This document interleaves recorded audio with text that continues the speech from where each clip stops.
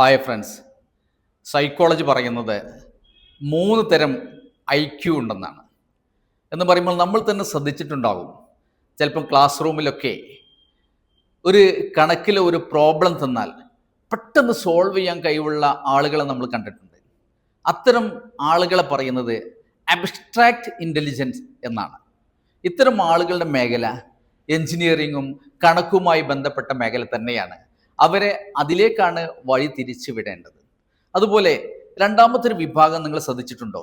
വലിയ വിദ്യാഭ്യാസവും കാര്യങ്ങളും ഒന്നുമില്ല എങ്കിലും എന്തെങ്കിലും ഒരു മെഷീനറീസിൻ്റെ കാര്യം വരുമ്പോൾ അത് അഴിച്ച് വീണ്ടും അതേപോലെ കൂട്ടിയെടുക്കുന്നതിന് വേണ്ടിയോ അതല്ലെങ്കിൽ ഒരു മെഷീനറീസ് അത് നന്നാക്കുന്നതിന് വേണ്ടിയോ ഇങ്ങനെയുള്ള കാര്യങ്ങളിലെല്ലാം അവരുടെ കഴിവ് വളരെ വ്യത്യസ്തമായിരിക്കും. നമ്മൾ വിചാരിക്കുന്നതിലേറെ ആ കാര്യത്തിൽ അവർ പെർഫോം ചെയ്യും. ഇത്തരം ആളുകളെ പറയുന്നത് കോൺക്രീറ്റ് ഇൻ്റലിജൻസ് എന്നാണ്. ഇത്തരം ആളുകളുടെ മേഖല മെക്കാനിക്കൽ തന്നെയാണ്. മൂന്നാമത്തെ ആളുകൾ എന്ന് പറയുന്നത് സോഷ്യൽ ഇൻ്റലിജൻസ് ആണ്. നിങ്ങൾ ശ്രദ്ധിച്ചിട്ടുണ്ടാവും, രാഷ്ട്രീയക്കാരെ നിങ്ങൾ ശ്രദ്ധിക്കാറുണ്ടല്ലോ.